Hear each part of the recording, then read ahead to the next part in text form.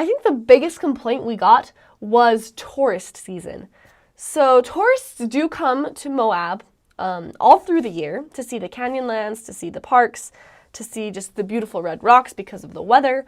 But in the summer, they have an extra big amount of tourists coming. So that's called tourist season. And it can get pretty crowded. And, it can feel like the town is almost overrun with tourists, which a lot of people didn't like. It can get more busy, longer waits at restaurants. On the bright side, I guess there's a lot more diversity. People come and go. But for the majority of people, it was just more of a nuisance than anything. So I guess that depends on how you see it, but it does get more crowded, especially during the summer, just because of tourists. Another negative thing about Moab is that housing can be hard to come by. Housing is a little bit more expensive in Moab than it is in other closer cities around there. So most houses, the median house price is about $300,000. So that is a little bit more than in some other places that are just neighboring it or even further out. It's not a cheap place to live. So a lot of people were mentioning that, if they couldn't be renting from family, they wouldn't be able to live there just because of the price. So that's something else to keep in mind, especially with what we mentioned earlier with the shopping, how the shopping can be more expensive. Housing, just living in Moab can be a lot more expensive, especially with the housing being more expensive, the shopping. It's not a cheap place to live. Summers in Moab can get incredibly hot. The average temperature during the summer is about 100 degrees, and it just fluctuates around there, where in other cities it might fluctuate around 90 or 80. It generally is up in the hundreds in Moab. So it can be really hot. Doing things outside, you're so close to all these great nature experiences, but it's so hot that sometimes it might be harder to appreciate them.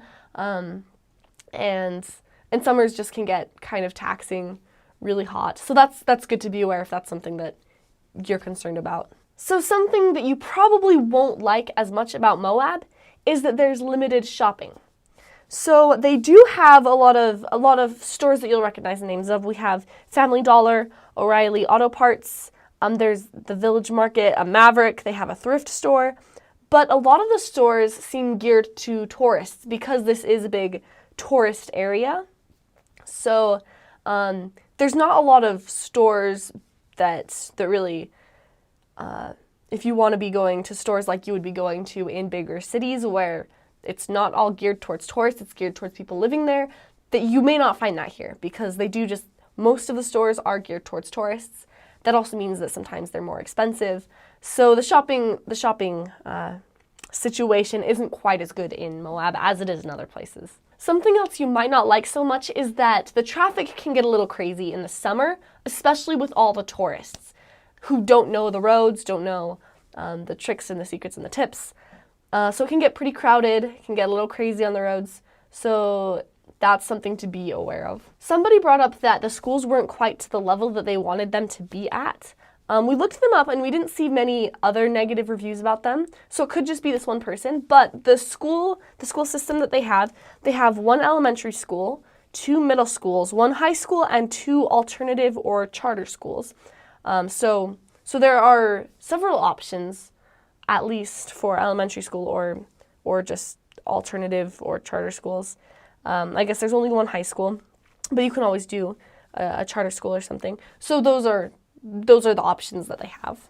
Like I mentioned before, you're going to have a high cost of living if you live in Moab, Utah. That's in part because of the housing and the groceries. They're pretty expensive, but also the jobs don't bring in a lot of income generally. So the average income for a family living in Moab is $23,000, and the most common income is $41,000. Which is about twice as much. So I guess with the average, there were just a lot of really wealthy people or not so wealthy, or I guess there were just more not so wealthy people, which brought it down. But most people make about $40,000.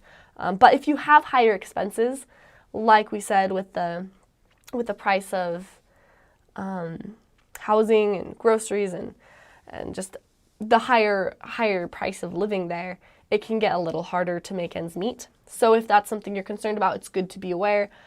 It is a little more expensive. Okay, the last thing people did not like about Moab is that there is no public bus transportation. Because Moab is a smaller city and because there's not a lot of really close cities surrounding Moab, a bus system just doesn't make sense. And so, you're just going to have to walk places or have a car or a bike because buses just don't exist. Even with all the tourists during the summer, it's generally just no public transportation. You're going to have to carpool if you want to save energy, I guess. So that is one of the last things that people really didn't like about Moab. If you've lived in Moab and you know more things that should have been brought up, feel free to write them in the comments below, and then it'll be accessible for whoever needs to be hearing this. If you want more information about Moab, Utah, you can check out our website. It's lifey.org, lifey.org/Moab-Utah. We'll put a link in the description below, and there we'll have some of the surveys that we took this from with a lot of other questions. So that's definitely helpful. I hope you have a good day.